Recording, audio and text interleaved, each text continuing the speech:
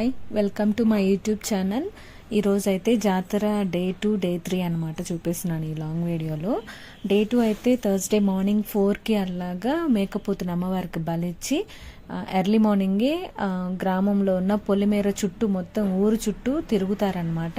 ఆ టైంకి అందరూ వాళ్ళతో పాటు కత్తి కానీ కొడవలి కానీ కట్టి కానీ తీసుకుని అరుచుకుంటూ వెళ్తారనమాట. ఆ టైంలో ఎవరు ఎదురు రాకూడదు, బయట ఊరు వాళ్ళ లోపల వాళ్ళు బయటకు వెళ్ళకూడదు అనమాట. బలి కార్యక్రమము అయిపోయిన తర్వాత 6కి అట్లా అమ్మవారి దగ్గర వెలిగించిన దిబ్బాన్ని సాగనంపుతారు. దీంతో గంగమ్మకి సాంగ్యాలు అయిపోతాయి. తర్వాత నూకాలమ్మవి స్టార్ట్ అవుతాయి అన్నమాట 3 గంటల నుండి. అప్పుడు కపీర్ తీయడము, ఇంకా మైలు సాంగ్యం స్టార్ట్ అవుతుంది. మైలు అమ్మవారిని పోతుల రాజుని కాటి దగ్గరికి తీసుకువెళ్ళి అక్కడ ముగ్గేసి కథ చెప్పి ఆ సాంగ్యాలన్నీ జరుపుతారనమాట. అక్కడ ఆడవాళ్ళు వెళ్ళరు కాబట్టి వీడియోస్ ఏం రావు. సో ఇదైతే చూడండి, అమ్మవారిని రెడీ చేస్తున్నారు తీసుకెళ్ళడానికి. మా ఊర్లో 70 years బ్యాక్ జరిగిందనమాట ఈ జాతర. మళ్ళీ ఇప్పుడు చేస్తున్నారు. సో అందరూ బయట ఉండేవాళ్ళు, కువైట్ ఎక్కడ దూరంగా ఉండేవాళ్ళు కూడా అందరూ వచ్చారనమాట చూడటానికి. సో అన్నీ డే బై డే ఎలా జరుగుతుంది ఏమని నేను లాంగ్ వీడియోస్ అయితే అప్లోడ్ చేస్తున్నాను, చూస్తుండండి. నా వీడియో కోసం వీళ్ళైతే పోజెస్ ఇస్తున్నారు, అమ్మాయి నా ఫ్రెండ్ అండ్ వాళ్ళ పిల్లలు కూడా. సో ఇక్కడైతే అమ్మవారిని రెడీ చేసి బయటకి అక్కడ కాటి దగ్గరకు అయితే తీసుకెళ్తున్నారు.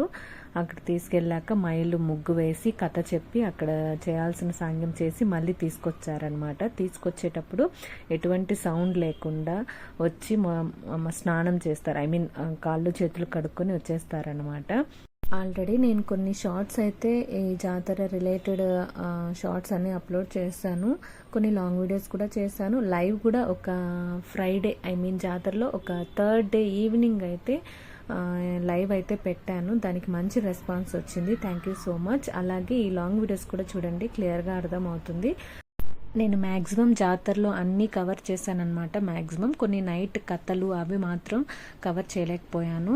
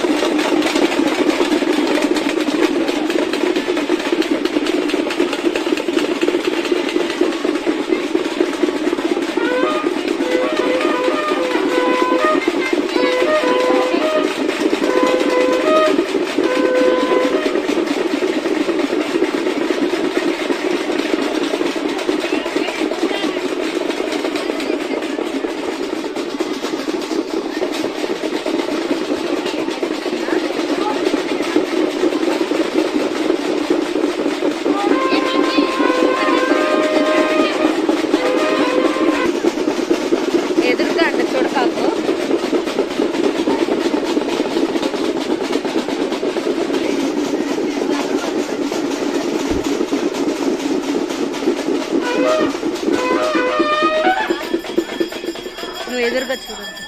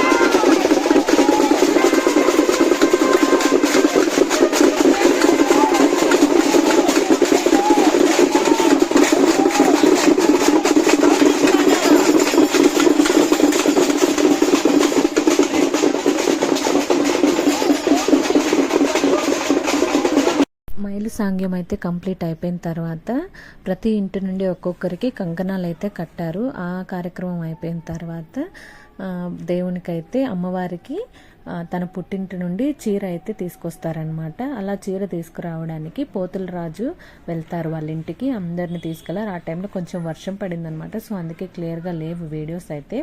ఇలాగా తన పుట్టింటి నుండి అయితే అమ్మవారికి అక్కడ ముగ్గేసి కథ చెప్పి పోతుల రాజు బయటే ఉంటారు. ఆయనకి దిష్టి తీసి అమ్మవారికి చీర అయితే ఇలా తీసుకొని వస్తారు. చీర, నిమ్మకాయలు, ఇంకా సాంగ్యం అంతా అక్కడ నుండి తీసుకొచ్చి ఇలా చేస్తారనమాట.